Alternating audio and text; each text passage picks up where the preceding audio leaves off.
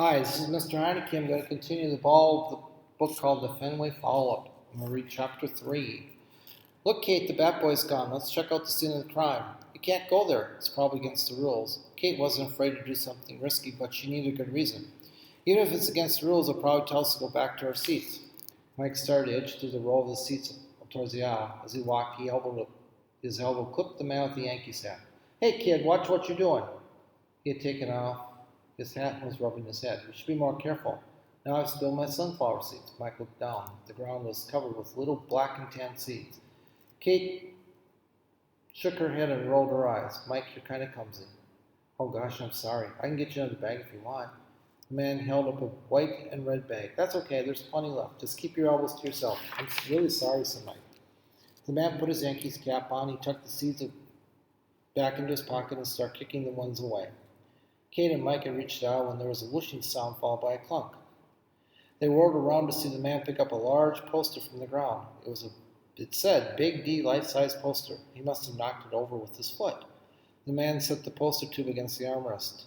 They noticed Kate and Mike watching. I'm fine, you can move along. There was a dark smudge halfway up the tube. He rubbed it with the sleeve. Kate grabbed Mike's arm and pulled him down to the railing. It was almost game time.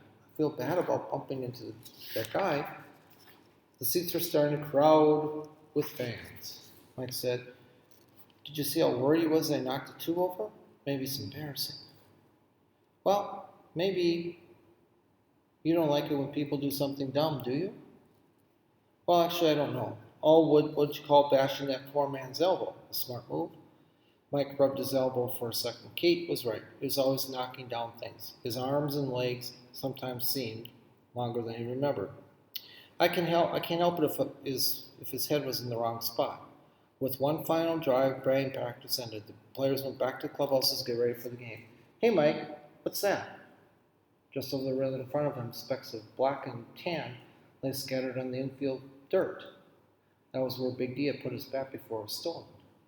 After a minute, he straightened up sunflower seeds. Katie glanced over the shoulder at the man. He was reading a Red Sox program. Do you think he took the bat? Well, he's seen sunflower seeds, and he was here for band practice. I think he's a suspect. If he took it, he must have given it away already. He certainly doesn't have the bat now. Maybe, or maybe he hid it behind the dugout in the seats. Out of the field, the umpire brushed up home plate. Fans streamed into their seats around the ballpark, carrying hot dogs, drinks, and popcorn.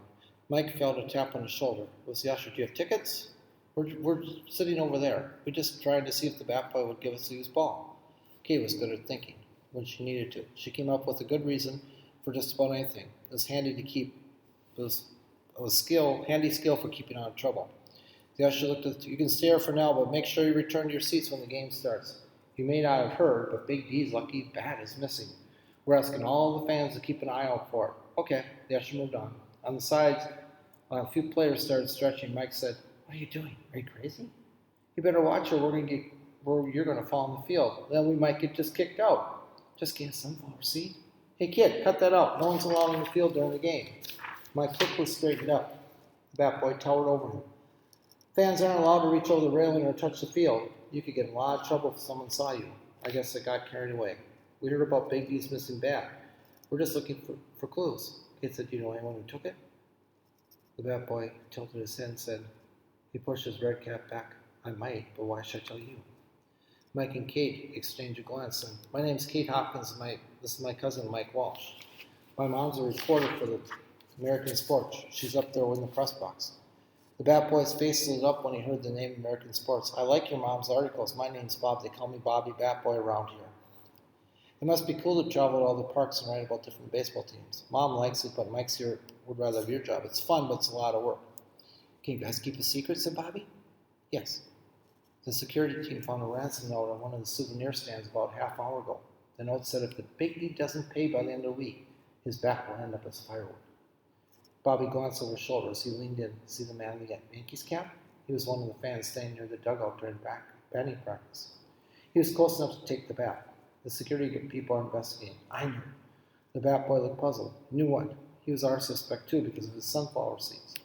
That's what Mike was trying to get when he caught us. She pointed to the black and tan shells over near the wall. Wow, sunflower seeds, right where the bat was stolen. I better go tell the security people. Thanks for the tip.